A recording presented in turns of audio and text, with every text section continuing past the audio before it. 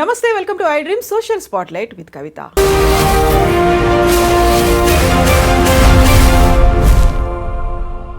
దేశంలో రెండో అత్యున్నత పదవి ఉపరాష్ట్రపతి పదవి కోసం ఈరోజు ఎన్నిక జరగబోతోంది. ఒకవైపు ఎన్డీఏ కూటమి అభ్యర్థి రాధాకృష్ణన్, మరోవైపు ఇండియా కూటమి అభ్యర్థి జస్టిస్ సుదర్శన్ రెడ్డి మధ్యలో ఎవరు గెలవబోతున్నారు? మొత్తం ఈ ఎన్నికల ప్రాసెస్లో 12 మంది ఎంపీలు, అంటే 3 పార్టీల ఎంపీలు అయితే పార్టిసిపేట్ చేయకపోయినప్పటికీ ఈరోజు సాయంత్రం వరకు పోలింగ్ అనేది జరుగుతుంది. రాత్రికి ఫలితాలు రాబోతున్నాయి. యాక్చువల్గా ఇద్దరు అభ్యర్థులు జరిగినటువంటి పోటాపోటీ వాతావరణం ఎవరికి గెలుపు అవకాశాలు ఉన్నాయి? మనతో పాటుగా ఉన్నారు సోషల్ యాక్టివిస్ట్ కృష్ణకుమారి గారు. అమ్మ నమస్తే. నమస్తే. మనం గతంలో మాట్లాడుకున్నాం ఉపరాష్ట్రపతి ఎన్నికకి సంబంధించి. అందులో మీరు చాలా గట్టిగా జస్టిస్ సుదర్శన్ రెడ్డికే నా మద్దతు అనే మాట చెప్పారు. ఎందుకని తనకు మీరు సపోర్ట్ చేస్తున్నారు? ఆయన voice poor people voice, poorest of the poor పీపుల్కి ఆయన రిప్రజెంట్ చేస్తారు. ఇప్పుడు అసైన్డ్ భూములు ఉన్నాయి కదా, అసైన్డ్ భూములకి ఎప్పుడైనా ప్రభుత్వం భూసేకరణ చేసింది అనుకోండి, ఇది అసైన్డ్ భూమి కదా, మీకు ఎందుకు డబ్బులు ఇవ్వాలి? మీకు ఒకప్పుడు ప్రభుత్వం ఇచ్చింది, అసైన్ చేసింది, అనుభవించమని, పండించుకోమని, దాని మీద పడి బతకమని ఇచ్చింది. మరి మళ్ళీ మాకు అవసరమైనప్పుడు మేము తీసేసుకుంటాం, మీకు డబ్బులు ఎందుకు ఇవ్వాలి అంటే ఆయన దానికి జస్టిఫై చేస్తూ భూమి ప్రభుత్వందే కావచ్చు, అసలు ప్రభుత్వం అంటే ఎవరు? ప్రజలు. అలాంటప్పుడు ప్రజలకు కదా చెందుతుంది అనే ఒక లాజిక్ తోటి, పైగా వాళ్ళు ఇప్పటివరకు దాని మీద నమ్ముకుని ఒక జీవనాధారంగా ఉన్నారు. వాళ్ళు ఒక రైతుకి జీవనాధారం అనేది భూమి నుంచే వస్తుంది. ఇప్పుడు ఒక ఉద్యోగి ఉన్నారు, రిటైర్ అయితే పెన్షన్ వస్తాయి, రిటైర్మెంట్ బెనిఫిట్స్ వస్తాయి. ఒకవేళ పెన్షన్ లేని జాబ్ అయినా సరే పిఎఫ్ అనో గ్రాట్యుటీ అనో ఏదో ఒకటి వస్తుంది, బతుకుతారు. కానీ పేదలు ఎట్లా బతుకుతారు అనే ఉద్దేశంతో ఆయన ఇచ్చారు. పైగా ఒకసారి వాళ్ళు స్టూడెంట్ డేస్లో ఉండగా పీడిఎస్యూలో పనిచేశారు అని ఉస్మానియా యూనివర్సిటీ స్టూడెంట్స్, ఆ తర్వాత వాళ్ళు స్టూడెంట్స్ అయిపోయిన తర్వాత పోలీసు జాబ్కి సెలక్షన్కి వెళ్తే వాళ్ళకి ఉద్యోగం వచ్చింది. కానీ వాళ్ళ బ్యాక్గ్రౌండ్ వెరిఫికేషన్ చేసి వీళ్ళు పీడిఎస్యూలో పనిచేశారు కాబట్టి, రాడికల్ స్టూడెంట్స్ యూనియన్ వాటిల్లో పనిచేశారు కాబట్టి వాళ్ళకి ఉద్యోగం ఇవ్వటానికి నిరాకరించారు, ఫస్ట్ ర్యాంక్ వచ్చిన అతనికి. అయితే ఆయన ఆ కేసు వాదించి, అవును స్టూడెంట్ డేస్లో ఉన్నప్పుడు రకరకాల భావజాలాలు వస్తాయి, రకరకాల పందాలను వాళ్ళు నమ్ముతారు, అయినంత మాత్రాన వాళ్ళని అనర్హులుగా ప్రకటించడం ఎలా అవుతుంది? ఏమో ఇతను ఈ ఉద్యోగంలోకి వచ్చిన తర్వాత మరి ఫస్ట్ ర్యాంక్ వచ్చిందంటే చాలా క్రమశిక్షణ కలిగిన వాడు అయి ఉంటాడు. మరి అలాంటప్పుడు రేపటి నుంచి ఇంకా క్రమశిక్షణగా ఉద్యోగం చేస్తాడేమో, అతని జీవితాన్ని, భవిష్యత్ జీవితాన్ని, పైగా చట్టంలోకి వస్తున్నాడు, అతను చట్టాన్ని రక్షించే ఉద్యోగంలోకి వస్తున్నాడు. అందుకని అతనికి ఏమైనా సరే ఉద్యోగం ఇవ్వవలసిందే. ఒకవేళ ఇవ్వకపోతే అతను నిజంగా మీరు ఊహించినట్లే ఒక విప్లవకారుడిగా మారాడు అంటే, ఒక విధ్వంసకర శక్తిగా మారితే ఆ తప్పు మనదే అవుతుంది అని చెప్పి అతనికి ఆ ఉద్యోగానికి అతను అర్హుడు అంటే అతనికి ఉద్యోగం వచ్చింది. అతనికి ఉద్యోగం వచ్చిన తర్వాత ఆ జడ్జిమెంట్ తోటి తర్వాత వాళ్ళకు కూడా ఉద్యోగం వచ్చింది. అలాంటి వ్యక్తి సుదర్శన్ రెడ్డి గారు. ఇంక ఇట్లా చెప్పుకుంటూ వెళ్తే కోకొల్లలు ఉంటాయి. అందుకని ఆయన జడ్జిమెంట్లు వీటన్నిటిని ఫాలో అయ్యారా? కేసుల్ని వస్తుంటాయి కదండి మనకిప్పుడు. ఇన్ఫర్మేషన్ చాలా ఈజీ అయిపోయింది తీసుకోవాలనుకుంటే. ఒకప్పుడు పుస్తకంలోనే చదవాలి, లైబ్రరీకే వెళ్ళాలి. కానీ ఇవాళ సోషల్ మీడియా వచ్చిన తర్వాత మంచి ఇన్ఫర్మేషన్ వస్తుంది. కానీ మనం ఏ ఇన్ఫర్మేషన్ కావాలనుకుంటాం, ఈ రకమైన ఇన్ఫర్మేషన్ చూడాలనుకుంటామా, లేదు బిగ్ బాస్లు, జబర్దస్తులు లాంటివి చూడాలనుకుంటామా అనేది మన వ్యక్తిగత ఇంట్రెస్ట్, విచక్షణ, ఎంపికని బట్టి ఉంటుంది. ఇప్పుడు నేను అంటే అవి చూసేవాళ్ళని నేను వేరేగా అంటున్నానని కాదు, నా ఇంట్రెస్ట్ ఇది. అందుకని నేను పాలిటిక్స్ ఫాలో అవుతూ ఉంటాను కాబట్టి నేను చూస్తూ ఉంటాను. ఇప్పుడు ఈ జడ్జిమెంట్ వీళ్ళు ఎందుకు ఇచ్చారు అంటే, ఎందుకు ఇచ్చుంటారు అనేది నేను ఆలోచించగలగాలి. ఆ బాధితుల ప్లేస్లో నేను వాళ్ళ షూస్లో నేను కాళ్ళు పెట్టగలగాలి. అదే నాకైతే నేనేం న్యాయం కోరుకుంటా? అసైన్డ్ భూమి మీద నాకు హక్కు ఉండాలనుకుంటా. సరే ప్రభుత్వం తీసుకుంటే తీసుకొని కాంపెన్సేషన్ వస్తే ఈ డబ్బులతోటి నేను ఇంకొక చోట భూమిని కొనుక్కుని వ్యవసాయం చేసుకుంటా. నేను అలాగే అనుకుంటాను కదా. అదే నాకు 1000 ఎకరాలు ఉందనుకోండి, ఆయన అయితే వాదించేవాడు కాదు. 1000 ఎకరాలు ఉన్నోడికి నీకేమి వేరే పొలం చూసుకో అనేవాడు. పేదవాళ్ళ గురించి ఆలోచించాడు కాబట్టి ఆ జడ్జిమెంట్ ఇచ్చారు. ఇప్పుడు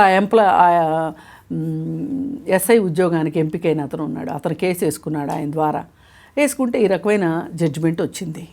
వస్తే మరి అతని ప్లేస్లో నేను ఉన్నాను అనుకోండి, అతని తల్లిని అనుకోండి, నేనేం కోరుకుంటా? నా కొడుకు ఉద్యోగం రావాలనే కోరుకుంటా. నేనే అభ్యర్థిని అనుకోండి, నాకు ఉద్యోగం రావాలనుకుంటా. రాకపోతే నేను ఈ సమాజం మీద ఒక కసిని పెంచుకుని చట్టానికి వ్యతిరేకంగా యాంటీ సోషల్ పర్సనాలిటీగా ఎదిగే అవకాశం ఉంది కదా. అందుకని మనము యాంటీ సోషల్ పర్సనాలిటీస్ని కానీ, టెర్రరిస్టులను కానీ, ఎక్స్ట్రీమిస్టులు కానీ మన సమాజమే తయారు చేస్తుంది. అందుకోసం ఆయన ఏంటంటే అవకాశం ఉన్న ప్రతి చోట అలాంటి పరిస్థితులు తలెత్తుకోకుండా ఆయన ఏదో అంటారు యుద్ధాలని అణిచివేత అంటారు చూసారా, ఆ విధంగా ఆయన ఒక సామాన్య పౌరుడికి న్యాయం జరిగేలాగా చేశారు. కాబట్టి నాకు ఆయన అంటే గౌరవం.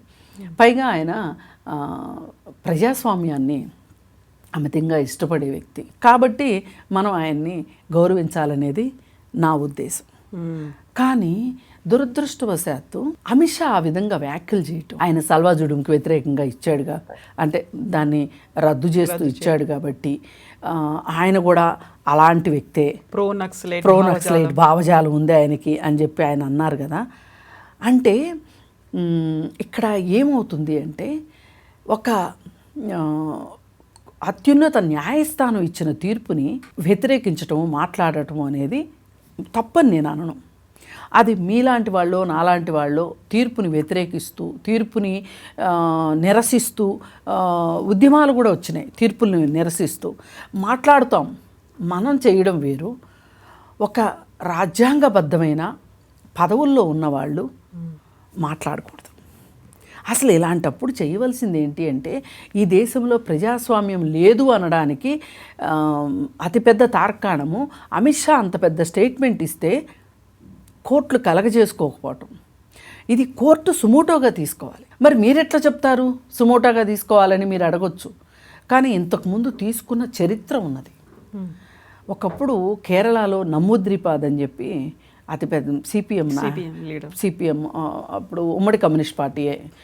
అయితే ఆయన ఇలాగే ఒక తీర్పుని ఆయన వ్యతిరేకిస్తూ మాట్లాడితే ఆయన మీద సుమోటోగా కేసు బుక్ చేశారు. కేసు బుక్ చేస్తే అప్పుడు వాదించింది ఏంటి అంటే, నాకు ఈ వ్యవస్థల పట్ల నమ్మకం లేక కాదు, ఆ తీర్పు వల్ల నష్టం ఉంది కాబట్టి నేను ఆ తీర్పును వ్యతిరేకిస్తూ మాట్లాడాను తప్పితే మొత్తం వ్యవస్థల మీద నాకు నమ్మకం లేక కాదు అని చెప్పి ఆయన వివరణ ఇచ్చుకోవాల్సి వచ్చింది. నమూద్రిపాద్ అంటే కమ్యూనిస్ట్ పార్టీ అత్యున్నతమైన పదవిలో ఉన్నారు ఆయన. మరి అలాంటప్పుడు అంత పెద్ద పదవిలో ఉన్నప్పుడు ఆయన్ని మీరు సుమోటోగా కేసు బుక్ చేసినప్పుడు మరి అమిత్ షాని ఎందుకు సుమోటోగా కేసు ఎందుకు బుక్ చేయకూడదు? ఒక పాయింట్. రెండోది మన శివశంకర్ గారు అని చెప్పి కాంగ్రెస్ లీడర్ ఉండేవారు, కేంద్ర మంత్రిగా కూడా చేశారు. ఆయన కూడా ఇట్లాగే ఒక తీర్పుని నిరసిస్తే ఆయన మీద కూడా సుమోటోగా కేసు బుక్ చేశారు. బుక్ చేస్తే ఆయన కూడా వివరణ ఇచ్చుకున్నారు. అంటే ఎందుకు చేస్తారు ఇది? ఆషామాషి మనుషులు, సాదాసీదా మనుషులు ఏదంటే అది మాట్లాడినా కానీ దానికి పెద్ద ఏమంటాము సమాజంలో పెద్ద లెక్కింపు ఉండదు. దాన్ని ఎవరు సీరియస్గా తీసుకోరు. కానీ ఎవరైతే బాధ్యతాయుతమైన పదవుల్లో ఉంటారో వాళ్ళు కొంచెం జాగ్రత్తగా మాట్లాడాలి. ఇప్పుడు ఒక చోట మోటో లీడరో లేకపోతే అధికారంలో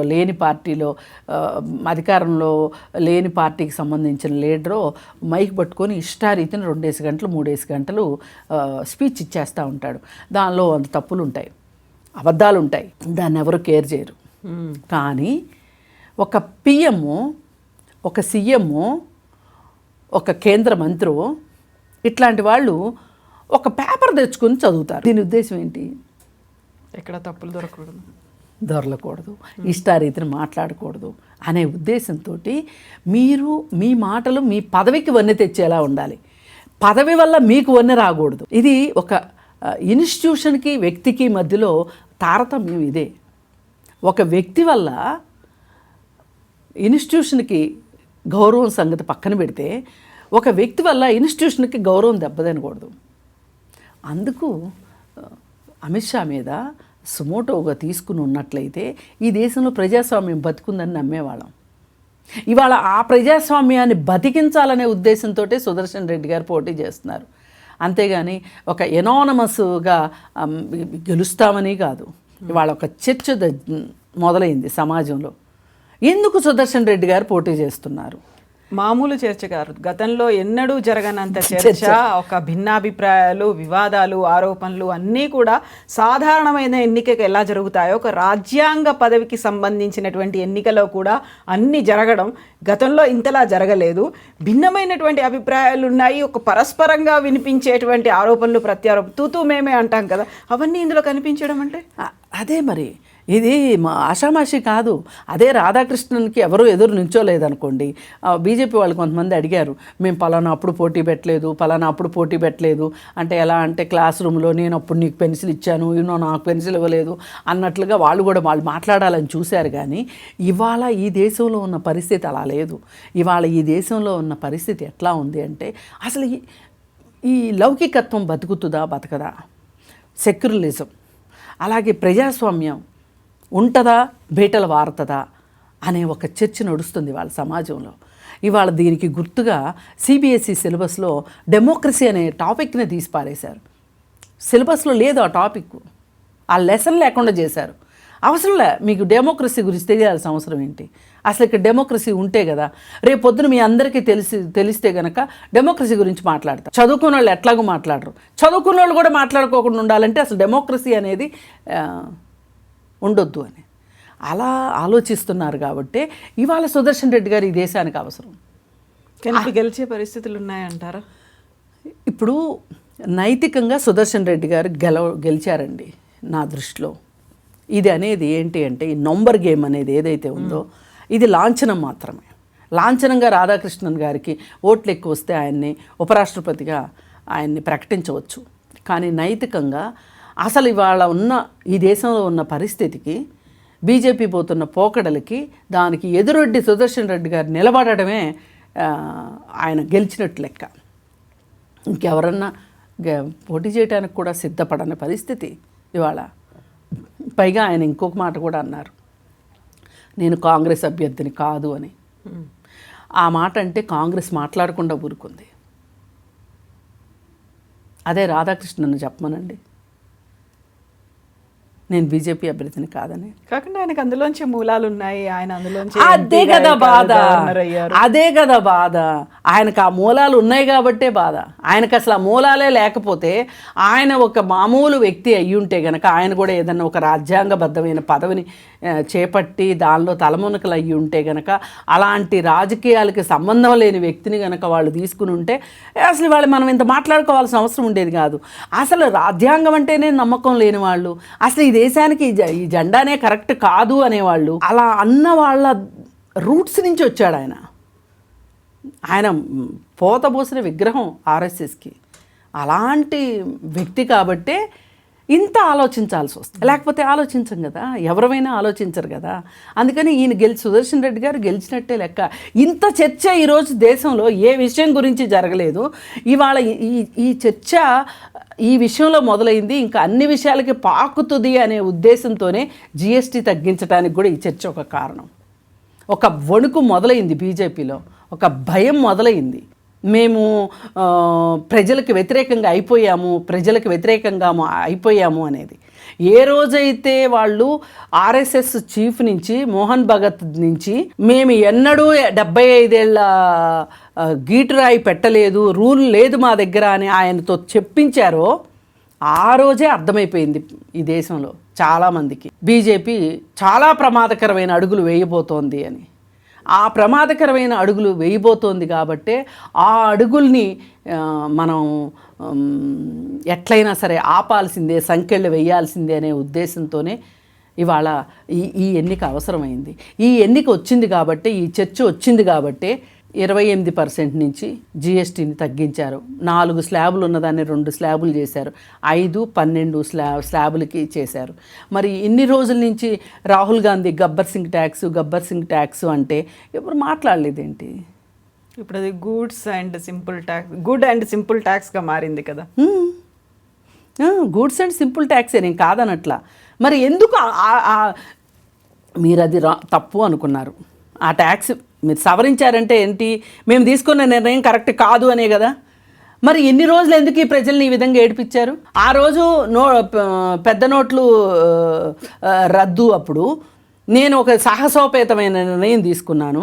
ఈ నిర్ణయం తీసుకుంటాం వల్ల ఈ దేశానికి కానీ ఏ పౌరుడికి కానీ ఏదైనా నష్టమైతే కనుక నేను నా తల నరుక్కుంటాను అని ఆయన ఎందుకు ఆత్మార్పణ చేసుకోవడానికైనా సిద్ధమే అని చెప్పి మోడీ అని ఆ తర్వాత ఎన్ని మార్పులు చేర్పులు చేశారు?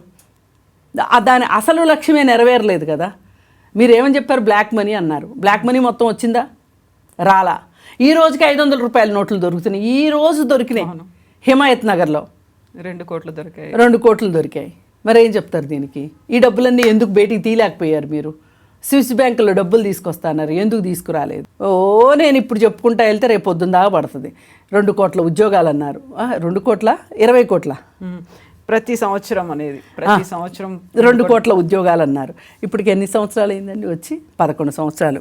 22 కోట్ల ఉద్యోగాలు అయ్యి చెప్పండి. అందుకని మీరు ఏ నిర్ణయం తీసుకున్నా సరే దానికి సవరణలు వస్తున్నాయి, ఎనెక్సర్స్ వచ్చేస్తున్నాయి. ఇప్పుడు 5 సార్లు సవరించారు. ఏది? పెద్ద నోట్ల రద్దు. దాన్ని ఎందుకు ఇలా జరుగుతుంది? మీకు ఎందుకు ఇంత తొందరపాటు? ఎవరిని రక్షిద్దామని చేస్తున్నారు? పెద్ద నోట్ల వల్ల బ్లాక్ మనీ పోగుపడుతుంది అని చెప్పారు. మరి అంతకంటే పెద్ద నోట్ని ఎందుకు తీసుకొచ్చారు? ఎవరి సౌలభ్యం కోసం తీసుకొచ్చారు? ఇలా మాట్లాడుకుంటూ పోతే ప్రతిపక్షాలను చంపేయడానికి, ప్రాంతీయ పార్టీలని చంపేయడానికి, ఏకైక పార్టీగా ఉండటం కోసం మీరు చేస్తున్న పనులే కదా. మరి ఈ 28% ట్యాక్స్ సవరించుకున్నప్పుడు మోడీ ఇచ్చిన స్టేట్మెంట్ ఏంటి? ఇంకా ఆర్థిక రంగం పరుగులు పెడుతుంది అని చెప్పారు స్టేట్మెంట్లో. అసలు మరి ఇన్నాళ్ళు పరుగులు ఎందుకు ఆపిచ్చు? ఇప్పుడు మీరు ఆపినట్టేగా పరుగులు. మీకు ఇప్పుడు గుర్తొచ్చింది ఆర్థిక రంగము పరుగులు? ఇన్ని సంవత్సరాల నుంచి ఎందుకు పీల్చి పిప్పి పిండి చేశారు? ఆఖరికి సిగ్గుపోతుంది చెప్పుకుంటే. శానిటరీ నాప్కిన్స్ మీద, ఎరైజర్స్ మీద, చిన్న పిల్లలు వాడే ఎరైజర్స్ మీద, పెన్సిల్స్ మీద, షార్ప్నర్స్ మీద, పేదవాళ్ళు వాడుకునే మెడికల్ వాటి మీద, ఆ కాటన్ మీద, హాస్పిటల్లో వాడే స్పిరిట్ మీద, నేల దుడిచే ఫినాయిల్ మీద, అన్నిటి మీద వేస్తారు కదా. ఎందుకు వేశారు మరి? ఇవాళ సరిదిద్దుకున్నారు, సంతోషం. ఎప్పటికైనా మీకు జ్ఞానోదయం అయింది. అసలు మీకు జ్ఞానమే ఉంటే ఇంత అజ్ఞానమైన విధానాన్ని ఎందుకు తీసుకొచ్చేవాళ్ళు? సో ఈ మార్పులో లేకుంటే ఇమ్మీడియట్గా తీసుకొచ్చినటువంటి సంస్కరణల వెనకాల ఉంది ఇండియా కూటమి నుంచి వచ్చినటువంటి ఒక గట్టి పోటీ. ఇండియా కూటమి ఆగట్లేదు. మనం ఆపలేము ఇండియా కూటమిని. ఇండియా కూటమి ఇవాళ ముందుకు వచ్చేస్తోంది. ఏమనాలి, ఈ బలాన్ని మనం ఈ స్పీడ్కి కళ్ళెం వెయ్యాలి అంటే ఇప్పుడు ఎమ్మెల్యేలు, ఇప్పుడు ఎంపీలు ఏం ఆలోచిస్తారు? కొన్ని పార్టీలు అటు వేద్దామా ఇటు వేద్దామా అనుకునేవాళ్ళు, బీజేపీ కూడా ప్రజల వైపుకి వెళ్తోంది కదా, ప్రజల వైపున ఆలోచిస్తోంది కదా, ఏమో ఇంకెన్ని మంచి పనులు చేస్తారేమో వీళ్ళుంటే అనే ఉద్దేశంతో బీజేపీ ప్రాపకం కోసం ఆలోచించేవాళ్ళు అటు వేస్తారు. ఇప్పుడు కొంతమంది అయోమయమైన పరిస్థితిలో ఉన్నారు ఈ దేశంలో కొన్ని పార్టీలు. ఇవాళ టీఆర్ఎస్ పార్టీ కావచ్చు, బిజు జనతాదళ్ పార్టీ కావచ్చు ఒరిస్సాలో, అలాగే అకాలీదళ్ పార్టీకి శిరోమణి అకాలీదళ్ కావచ్చు. వీళ్ళు ఎందుకు ఊగిసలాడుతున్నారు?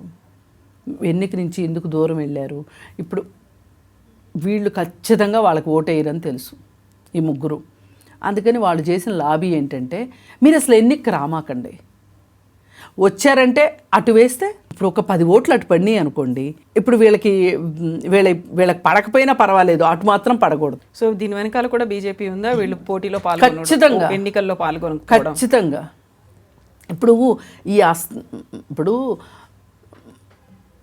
నువ్వు చేసే పాపాలకి నేను శిక్ష విధిస్తాను అని దేవుడు అనుకున్నాడు అనుకోండి, ఎంత ఎక్కువ శిక్ష వెయ్యాలి అనుకుంటే అంత ఎక్కువ తప్పులు చేయనిస్తారు కదా. అట్లాగే కేంద్ర ప్రభుత్వం ఏం చేసింది?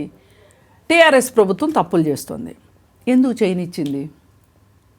ఆయనే కదా తెలంగాణకు వచ్చి కాళేశ్వరం ఏటీఎం అన్నారు. ఆ రోజు ఆ స్టేట్మెంట్ ఇవ్వటం కన్నా ఈడీనో బోడీనో మోడీనో కేటీఆర్ అన్నట్లు పంపొచ్చు కదా, ఎందుకు పంపలేదు? ఏమో ఏ పుట్లో ఏ పాముందో, రేపు టీఆర్ఎస్కి ఎంపీ సీట్లు వస్తే రాబోయే రోజుల్లో నాకు ఎంపీ సీట్లు అవసరం అవుతాయి కదా ఇట్లాంటి క్లిష్ట పరిస్థితుల్లో. అందుకని చెప్పి నువ్వు చేసుకో, తప్పులు చేసుకో. ఎప్పుడో ఒక రోజు నీ తప్పుల చిట్టా మొత్తం నా దగ్గర పెట్టుకొని నేను నిన్ను బ్లాక్మెయిల్ చేస్తా, నాకు నచ్చినట్టు నీతో పని చేయించుకుంటా, నాకు నచ్చినట్లు నీతో మాట్లాడిస్తా అనే ఉద్దేశం లేకపోతే ఎందుకు టీఆర్ఎస్ పార్టీని తప్పులు చేయనిచ్చింది? కేంద్ర ప్రభుత్వానికి ఎంతో కొంత శక్తి అయితే ఉంటుంది కదా, ఎందుకు చేయలేదు? అసలు కాళేశ్వరం ప్రాజెక్టు మీద ఈరోజు సిబిఐకి ఇచ్చింది ఏదైతే ఉందో ఆ రోజే సిబిఐకి విచారణ ఎందుకు జరిపించలేదు? సరే, అప్పుడు ఒక సిబిఐ డైరెక్టర్ రావడానికి వీలు లేకపోకుండా 2022లో టీఆర్ఎస్ పార్టీ ఒక తీర్మానం చేసింది అనుకోండి, ఒక జీవో ఇష్యూ చేసింది అనుకోండి. ఒకవేళ అవసరమైతే జీవోని సుప్రీంకోర్టులో ఛాలెంజ్ చేసి జీవోని మార్పించగలిగిన సత్తా అయితే కేంద్ర ప్రభుత్వానికి ఉంది కదా. అంటే ఇవన్నీ కూడా వాళ్ళు గెలవటానికి ఏం కావాలి అనేది వాళ్ళు చూసుకున్నారు అనేది క్లారిటీ వస్తుంది మనకి. నేను అందుకంటేనే ఇది నంబర్ గేము. నంబర్ గేమ్లో గెలిచినంత మాత్రాన గెలిచినట్లు కాదు. ఇక్కడ నైతికంగా సుదర్శన్ రెడ్డి గారిదే గెలుపు. మరికొద్ది గంటల్లో తేలిపోతుంది ఎవరు గెలుస్తున్నారు, ఎన్ని ఓట్లు వస్తున్నాయి అనేది. Thank you so much. Thank you. నిజంగా ప్రస్తుతం ఉన్నటువంటి సమాజం దేనికి ప్రయారిటీ ఇస్తుంది? ఆర్థిక సంబంధాల చుట్టూ మాత్రమే తిరుగుతోంది. మళ్ళీ ఎన్నికలంగానే చాలా విరక్తి కలుగుతాం. మంచి అనిపిస్తుంది కదా, లేడీస్ కూడా ఛాలెంజింగ్ జాబ్స్ చేసినప్పుడు చాలా బాగుంటది. ట్రాఫిక్ అసిస్టెంట్స్ గా నియమించిన ట్రాన్స్జెండర్స్ అందరితో సాల్యూట్ చేయించుకుంటున్నారు. ఫుడ్ డెలివరీ ఇవ్వటానికి వెళ్ళినటువంటి డెలివరీ బాయ్ అనిల్ పై కళ్ళ ముందు